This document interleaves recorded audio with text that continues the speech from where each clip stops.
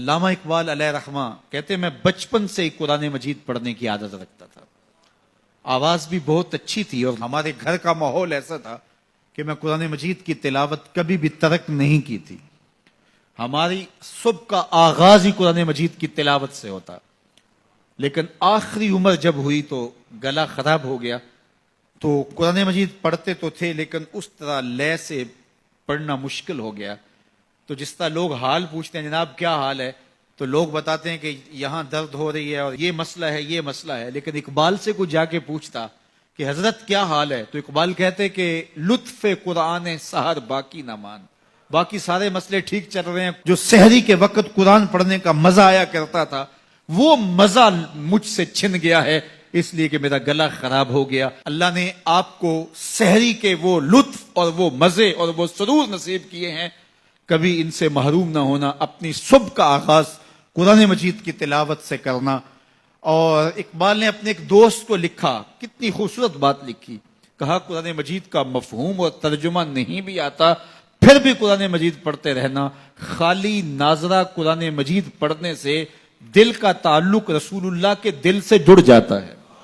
اس لیے کہ قرآن حضور کے قلب اطہر کے اوپر نازل ہوا تھا. یہ سندیسہ ہے ہمارے خالق کا ہمارے نام. تو ہم اس کو سمجھیں کہ اس میں ہمارے نام پیغام کیا ہے, ہمارے نام میسج کیا ہے.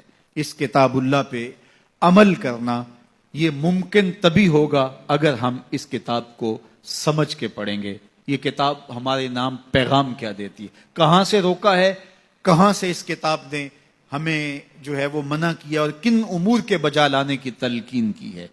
اس کتاب کے تقاضوں کو سمجھنے کے بعد اس کتاب پر عمل کرنا یہ ہماری زندگی کا لازمہ ہونا چاہیے. لیکن افسوس ہم نے کتاب اللہ کے ساتھ جڑنے کی بجائے اس کتاب کو طاق پر سجا دیا اور اس کے مفاہیم سے ہم نہ آگاہ ہو سکے. اب تو تلاوت بھی موقوف ہوگی. کسی زمانے میں لوگ تلاوت ضرور کیا کرتے تھے, اب تلاوت بھی موقوف ہو گئی. عمل تو قصہ پارینہ بن گیا. ہماری زندگی اس کتاب کی مطابقت میں گزرنی چاہیے تھی. آپ مارکیٹ میں یہ مائک بھی لینے جائیں تو اس کے ساتھ بھی چھوٹی سی بک دیتے ہیں جس میں کمپنی بتاتی ہے کہ یہ مائک ہماری کمپنی کا, اس کو استعمال کیسے کرنا ہے.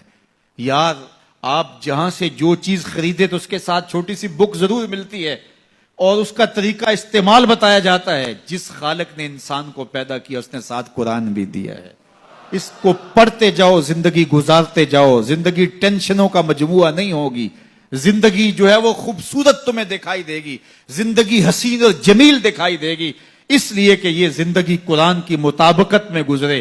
اور ایک مومن کی زندگی تو قرآن کے بغیر گزرنے ہی نہیں چاہیے. گر تو می خواہی مسلمان زیستن نیست ممکن جز بقرآن زیستن.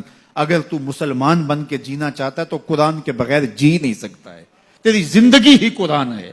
آج پوری دنیا کے اوپر مسلمان ذلت اور رسوائی کی زندگی کاٹ رہے ہیں. کبھی سوچا کہ یہ کیوں ہے؟ ہماری پستی, ذلت, نکبت, رسوائی کتاب اللہ سے دوری کے نتیجے میں. آج واجبی سا تعلق ہمارا اس کتاب سے رہ گیا ہے. اس کے مفاہیم سے ہم آگاہ تک نہیں ہیں. قرآن کہاں روک رہا ہے, قرآن مجید کی تعلیمات کیا ہیں. اس کی تلاوت ہماری زندگی کا جزو لا ینفک ہونا چاہیے تھا. اس کی تلاوت کے بغیر زندگی گزرتی نہ. یہ کتابیں زندہ ہے. یہ پستیوں سے اٹھا کے اوج ثریا تک پہنچانے والی کتاب ہے. یہ کتاب ہماری زندگی میں اجالے بھر دے, روشنیاں بھر دے. لیکن ہم نے اس کتاب کے ساتھ سلوک کیا کیا. بڑا خوبصورت لہجہ اختیار کیا اقبال نے. ببندے صوفی و ملا اسیری حیات از حکمت قرآن گیری بآیاتش ترا کار جزی نیست کہ از یاسین او آساں بمیری. اللہ اکبر. اقبال کہتے ہیں کہ اس دور کے صوفی نے اور اس دور کے ملا نے تیرے ساتھ زیادتی کی. تو پھنس گیا ان کے پھندے میں. صوفی نے بھی تجھے اور سمت لگا دیا اور مولوی نے بھی تجھے اور سمت لگا دیا. جو منصب تھا صوفی و ملا کا, تجھے جس راستے پہ ڈالنا تھا اس راستے پہ انہوں نے تجھے نہیں ڈالا. اس کتاب سے تیری دل بستگی نہ ہو سکی.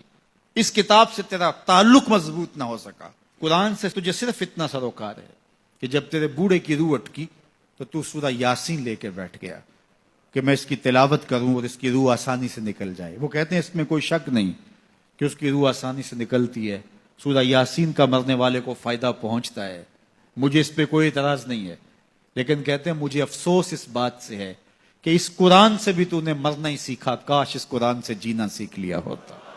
یہ کتاب زندگی ہے, یہ کتاب حیات ہے, یہ مردہ قوموں کو اٹھا کے کہاں سے کہاں لے جاتی ہے, یہ پستیوں سے اٹھا کے بلندیوں تک لے جانے والی کتاب ہے. اس امت کے پاس اتنا بڑا نسخہ کیمیا ہو اور وہ در در رسوا ہو رہی ہو, تو اس کتاب سے دوری کے نتیجے کے اندر یہ سزا ہمیں کاٹنی پڑ رہی ہے. آئیے اس کتاب سے جڑیں.